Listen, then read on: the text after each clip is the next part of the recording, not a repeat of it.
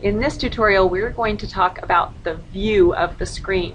There are a few buttons over here, and they're all located on the right in this section that will help you to zoom in and see the things that you need.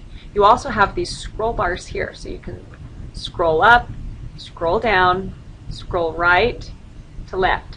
Now I do that by holding the left button on my mouse and then dragging this scroll bar. I can also click, click, click on these arrows and move in increments.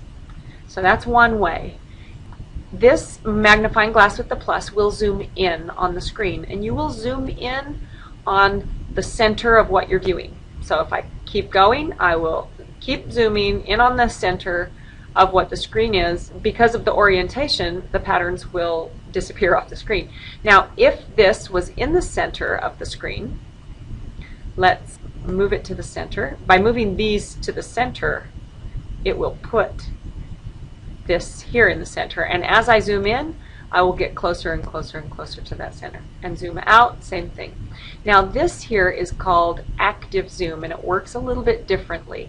It affects your selection key. It'll be easy to get confused on whether you are using your selector as a zoomer or as a selector. So when I click on that, this will turn green. You can see the green rim. At the same time, this turns red. Now normally, when my mouse is a selector and I click, the pattern that I click on, which was those hearts, would turn dark green because it's the one that's selected, but it didn't. It jumped to the center. The place that I clicked jumped to the center of the screen. And as I continue to click on the center of the screen, it will move in closer and closer and closer and closer and closer. So I can zoom in very, very close, say for instance to this point. This is very useful if I wanted to use my reposition tool, which is this one, to reposition exactly on this point. I always look for points like that that really show a direction change, because it's easy to find them and place a dot and then line up your needle there. But watch the reposition tutorial for that.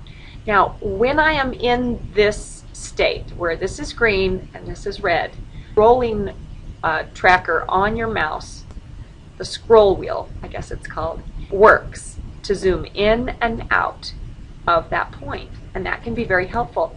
If I want to use it as a selector, this arrow, I need to turn it back into a selector, and then it will turn green. Now you can see right now they're both green.